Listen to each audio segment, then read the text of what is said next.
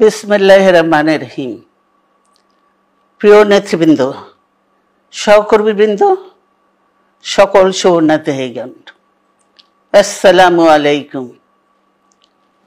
প্রতি বছর মে মাসের এই দিনটি আমাদের পরিবারে আসে এক বেদনা বিধুর স্মৃতি নিয়ে।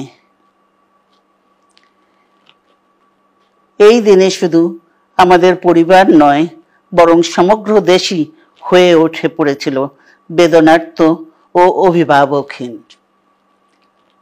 আমাদের প্রিয় মাতৃভূমি বাংলাদেশের জন্মের সাথে জড়িয়ে থাকা এক অবিচ্ছেদ্য নাম শহীদ প্রেসিডেন্ট জিয়াউর রহমান, যে চট্টগ্রাম থেকে স্বাধীনতার ঘোষণা করে তিনি এ দেশের সাথে তার নাম অবিচ্ছেদ্য করেছিলেন।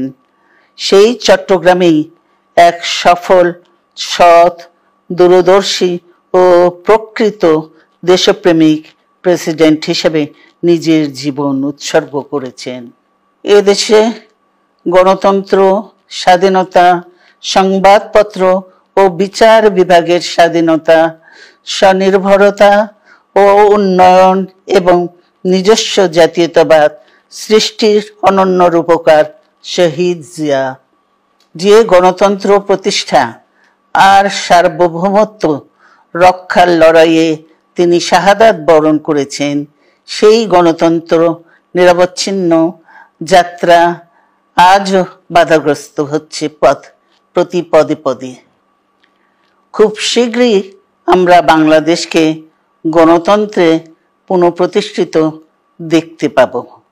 এই হোক শহীদ জিয়ার শাহাদাত বার্ষিকীতে আমাদের অঙ্গীকার।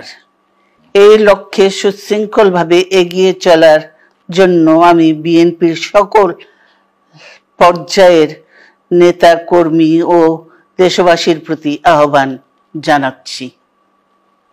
মনে রাখবেন, সবার জন্য গণতন্ত্র ও উন্নয়নের মাধ্যমে সকল সমস্যার সমাধানের যে রাজনীতি শহীদ জিয়া রেখে গেছেন, তা বাস্তবায়নের মাধ্যমে তার প্রতি শ্রদ্ধা জানাতে হবে।